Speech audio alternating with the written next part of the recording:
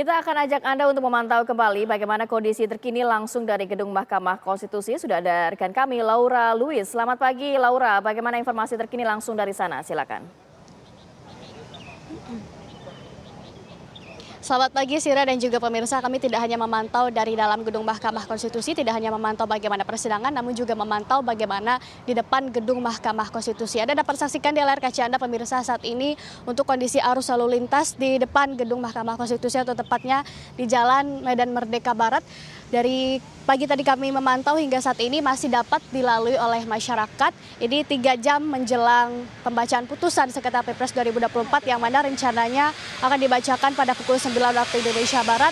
Sampai saat ini masih bisa dilalui oleh masyarakat. Anda dapat melihat beberapa kendaraan masih bisa melewati karena sesaat lagi pemirsa dikabarkan pada pukul 9 waktu Indonesia Barat jalan di depan Gedung Mahkamah Konstitusi ini akan ditutup pemirsa baik dari arah Patung Kuda maupun dari arah sebaliknya. Dan juga pemirsa ini sejumlah pengamanan juga telah dipersiapkan oleh pihak kepolisian yang mana ini adalah koordinasi antara pihak Mahkamah Konstitusi dengan pihak kepolisian seperti Polres Metro Jakarta Pusat, Polda Metro Jaya dan juga Brimob. Pemirsa Anda dapat melihat rombongan petugas yang sesaat lagi sudah akan siap bersiaga untuk mengamankan kondisi di depan Mahkamah Konstitusi. Anda juga dapat melihat pemirsa juga terdapat pembatas di depan Gedung Mahkamah Konstitusi ini berupa barir dari beton, kemudian juga ada kawat besi yang ini menjadi pembatas apabila nantinya ada aksi unjuk rasa di depan Gedung Mahkamah Konstitusi ini supaya aksi dari masa aksi tersebut tidak dapat melewati pembatas yang telah didirikan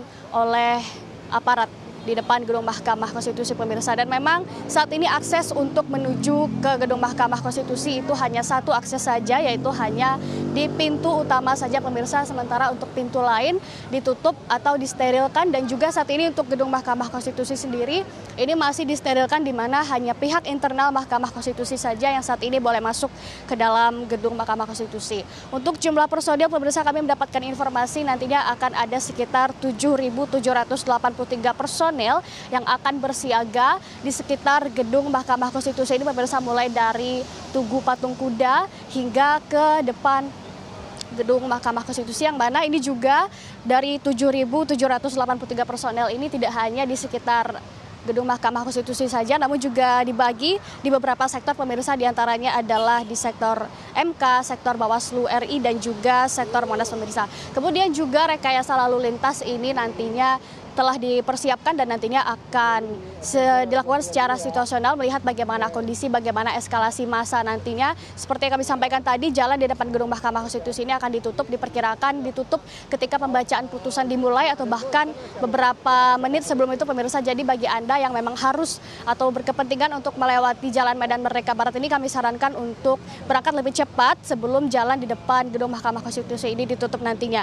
Nah, rekayasa lalu lintas ini nantinya dilakukan situasional, akan dilakukan pengalihan arus apabila jalan nantinya ditutup. Jadi bagi Anda yang berkepentingan untuk melewati Jalan Medan Merdeka, Jalan MH Tamrin dan juga Jalan Harmoni, kami sarankan Anda untuk mencari alternatif lain karena beberapa jalan tersebut berpotensi terjadinya kemacetan karena nantinya juga akan ada aksi unjuk rasa. Kemudian pemirsa, untuk kemarin kami mendapatkan informasi apabila nantinya ada aksi unjuk rasa yang berorasi itu difokuskan atau dipusatkan hanya di depan di sekitar Tugu Patung Kuda saja pemirsa. Namun kami akan memantau apakah nantinya akan ada aksi unjuk rasa di depan Gedung Mahkamah Konstitusi ini ataukah hanya di sekitar Tugu Patung Kuda saja. Sementara kembali ke studio.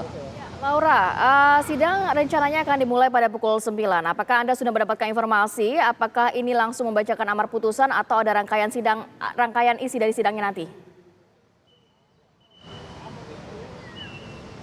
Ya pemirsa, kami mendapatkan informasi untuk pukul 9 waktu Indonesia Barat ini ada 2 perkara. Mekanismenya adalah ada 2 perkara yang akan disidangkan dalam satu sidang yang sama. Namun untuk pembacaan putusan dari kedua perkara tersebut nantinya akan dibacakan terpisah. Sehingga untuk sementara ini pemirsa, kami mendapatkan informasi nantinya putusan akan langsung dibacakan pada pukul 9 waktu Indonesia Barat. Rencananya dengan 2 perkara yang akan disidangkan dalam satu sidang yang sama. Sementara untuk pembacaan putusannya ini akan dibacakan secara terpisah pemerintah dan kemudian juga Mahkamah Konstitusi ini sudah mengundang pihak-pihak, seluruh pihak terkait ini diundang, baik para pemohon, termohon, juga pihak KPU dan Bawaslu tentunya. Kembali ke studio, Rati. Ya, Laura, tadi Anda mengatakan bahwa penjagaan juga sudah dilakukan di sekitar gedung MK dan juga akan ada penutupan di depan gedung MK, yakni di Jalan Medan Merdeka. Penutupan ini akan berlangsung dari pukul berapa sampai pukul berapa nantinya? Dan bagaimana penjagaan, apakah ini cukup berlapis di sana?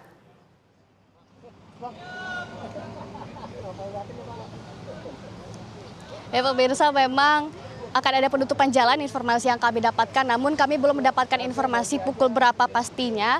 Hanya saja ini diperkirakan akan ditutup melihat bagaimana kondisi arus lalu lintas nantinya dan juga melihat bagaimana eskalasi massa yang datang di sekitar gedung Mahkamah Konstitusi ini pemirsa, sehingga diperkirakan akan ditutup mulai ketika pembacaan putusan ini mulai dibacakan atau bahkan bisa jadi beberapa menit sebelum pembacaan putusan sengketa Pilpres 2024 ini dibacakan. Kemudian memang penjagaan berlapis ini dilakukan dari 7.783 personel ini bersiaga tidak hanya di sekitar gedung Mahkamah Konstitusi saja, tidak hanya di sekitar Tugu Patung Kuda, di gedung Mahkamah Konstitusi atau di Jalan Medan Merdeka saja pemirsa, namun juga ini terbagi menjadi beberapa sektor. Dari 7.783 personel tersebut juga bersiaga di sektor Bawaslu dan juga di sektor Monas, karena di tempat tersebut juga diperkirakan akan ada aksi unjuk rasa atau akan ada massa yang berorasi di tempat-tempat tersebut. Sementara demikian. Baik, terima kasih banyak Laura Luis atas informasinya langsung dari gedung Mahkamah Konstitusi dan selamat bertugas kembali.